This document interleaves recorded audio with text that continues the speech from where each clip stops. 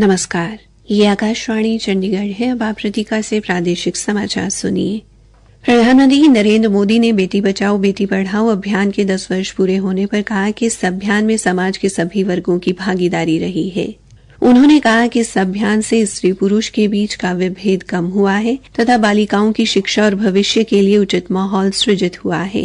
प्रधानमंत्री ने यह भी कहा कि इस अभियान से उन जिलों में भी लिंगानुपात में सुधार हुआ है जहां इसमें काफी अंतर होता था। उन्होंने कहा कि इस अभियान से स्त्री पुरुष समानता की ओर लोगों का ध्यान आकर्षित हुआ है। श्री मोदी ने लोगों से बेटियों के अधिकारों को संरक्षित करने और उनकी शिक्षा सुनिश्चित करने की अपील की ताकि बेटियां बिना किसी भेदभाव के प्रगति कर सकें। हरियाणा की महिला एवं बाल विकास मंत्री श्रुति चौधरी ने कहा कि 10 वर्ष पहले प्रधानमंत्री नरेंद्र मोदी द्वारा हरियाणा के पानीपत से शुरू की गई बेटी बचाओ बेटी पढ़ाओ योजना प्रदेश में मील का पत्थर साबित हुई है। इस योजना से प्रदेश में बेटियों के प्रति सकारात्मक सोच बनी है और उन्हें हर क्षेत्र में आगे बढ़ने के लिए प्रोत्साहित किया गया। आज हरियाणा की बेटियां हर क्षेत्र में आगे बढ़ रही हैं और अपनी मेहनत और मेधा से इतिहास रच रही हैं।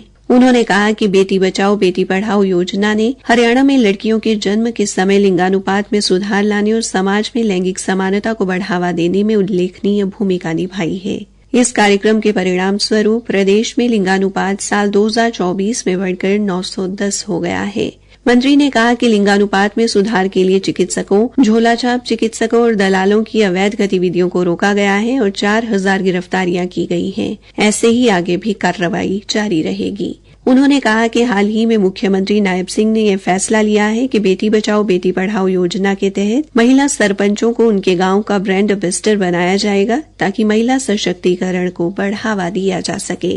हरियाणा के मुख्यमंत्री नायब सिंह ने प्रदेश में 7 और स्थायी लोक अदालतों की स्थापना के लिए 3 करोड़ 87 लाख रुपए से अधिक और जनोपयोगी सेवाओं के लिए 35 लाख रुपए की राशि को प्रशासनिक स्वीकृति दी है। सरकारी प्रवक्ता ने बताया कि इनकी स्थापना से सभी जिलों में अपनी अलग स्थायी लोक अदालत होगी। वर्तमान में फतेहाबाद, जींद, झज्जर, मेवात, नारनौल और पलवल में कैंप कोर्ट आयोजित किए जा रहे हैं, जबकि चरखी दादरी एकमात्र ऐसा जिला है जहां कोई नियमित कैंप कोर्ट आयोजित नहीं किया जा रहा। इसलिए चरखी दादरी, फतेहाबाद, जींद, झज्जर, मेवात, नारनौल और पलवल जिलों के लिए 7 और स्थायी लोक अदालतों की स्थापना की अनुमति दी गई है।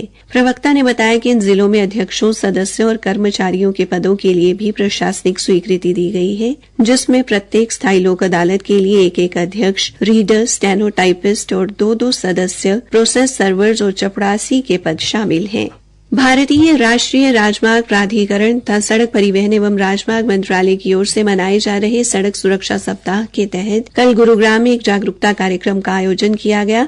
इस अवसर पर हरियाणा की स्वास्थ्य मंत्री कुमारी आरती सिंह राव और जन स्वास्थ्य अभियांत्रिकी मंत्री रणवीर सिंह गंगवा ने नागरिकों को यातायात नियमों की पालना करने के लिए प्रेरित किया।